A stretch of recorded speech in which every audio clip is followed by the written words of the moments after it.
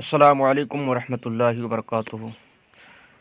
प्यारे साथियों, बात चल रही है नहमीर के अंदर इसमें गैर मुतमक्किन के अक़साम की। हमने इससे कबल ज़मीर और अस्माए इशारात और अस्माए मौसूलात के हवाले से मुफीद बातें और चंद मुफीद बातें हमने मुलाहज़ा किया। आज चौथी किस्म का ज़िक्र फरमाएंगे। फरमाते हैं चहरुम अस्माए अफ़आल व आ बरदो किस्मस अव्वल बमाना अम्र हाजिर चूँ रुवैदा व बल्हा व हय्य हल व हलुम्मा बमाना फ़ेल माजी चूँ हैहाता व शत्ताना। चौथी किस्म है अस्माए अफ़आल। अस्माए अफ़आल किसे कहते हैं? इसमें फ़ेल वो इसम होता है दोस्तों, होता तो इसम है लेकिन जो फ़ेल का माना देता है।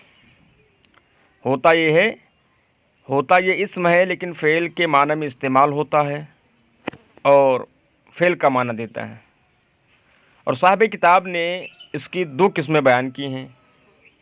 एक ये कि वो अफ़आल जो होंगे इसम लेकिन फ़ेल अम्र के माना में होंगे, और दूसरे वो अफ़आल जो होंगे इसम ही लेकिन वो फ़ेल माजी के माना में होंगे।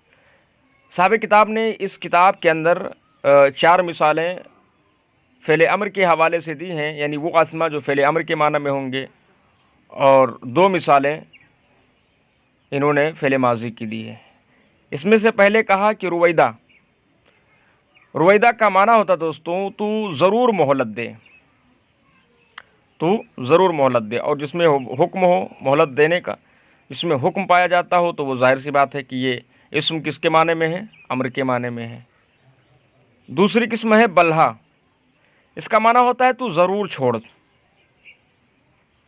ये दोनों फ़ेल जो हैं दोस्तों, ये अम्र मुताद्दी के माना में है। ये अम्र है, यानी जो दोनों ऐसे अस्मा हैं, इसम हैं जो अम्र मुताद्दी के माना में हैं। और जो आने वाले दूसरे फ़ेल हैं, ये दोनों अम्र लाजिम के माना में है। आपको पता होगा कि मुताद्दी जो होता है वो मफ़ूल को भी चाहता है, और जो लाजिम होता है ये मफ़ूल को नहीं चाहता है। जैसे हय्य हल तू आ कहा जाता नहीं, और नमाज में कहते हैं हय्या अलस सलात तू आ, नमाज की तरफ। और हलुम्मा तू हाजिर कर, जैसे कहते हैं हलुम्मा शुहदा अकुम, तू अपने गवाहों को हाजिर करो।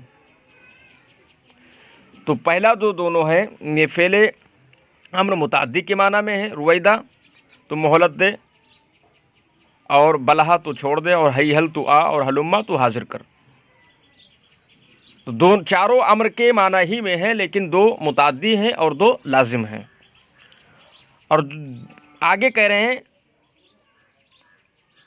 दुअम बमाना फ़ेल माजी। दूसरी किस्म जो है वो फ़ेल माजी के माना में है।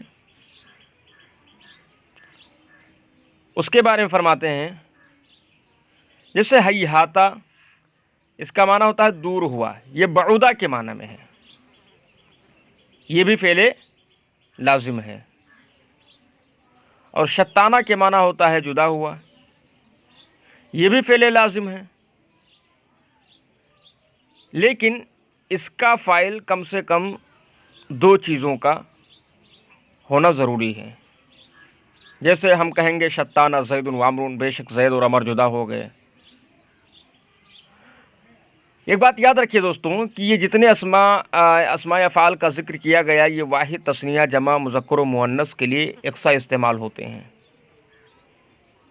ठीक है, ये हमेशा याद रखना। तो हैहाता और शत्ताना ये दोनों फ़ेल माजी, यानी हैहाता ये बऊदा के माना में है, और शत्ताना ये समझ लीजिए इफ्तरका के माना में है, जुदा हुआ। और दोनों ये फ़ेल लाजिम है।